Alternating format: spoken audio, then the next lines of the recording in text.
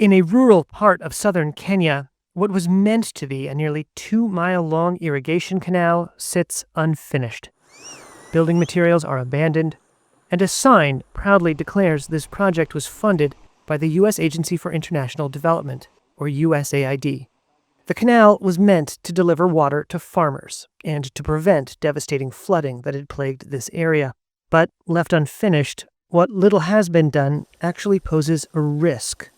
Reuters has found that the Trump administration's decision to slash nearly all U.S. foreign aid has left dozens of water and sanitation projects half-finished across the globe. 21 unfinished projects in 16 countries have been identified after speaking to 17 sources familiar with the infrastructure plans. Most of these projects have not been previously reported. Interviews and internal documents show that with hundreds of millions of dollars in funding canceled since January, workers have put down their shovels and left holes half dug and building supplies unguarded. The Trump administration and its supporters argue that the United States should spend its money to benefit Americans at home rather than sending it abroad. With an annual budget of $450 million, the U.S. water projects accounted for a small fraction of the $61 billion in foreign aid distributed by the United States last year, but it was money that had potentially life-saving consequences in places like Eastern Democratic Republic of Congo.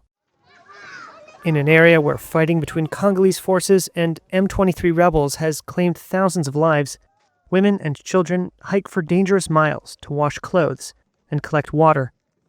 A hydrant here was built with USAID funding, but plans for a larger reservoir have been scrapped. Evelyn Mbaswa said her 16-year-old son left home last week to collect water. He never returned.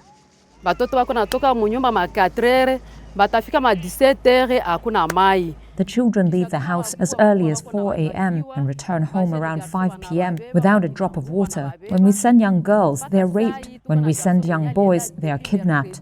I lost a boy a week ago, and he's still missing without a trace. It's all because of the lack of water. The U.S. State Department, which has taken over foreign aid from USAID, did not respond to a request for comment about the impact of halting the water projects.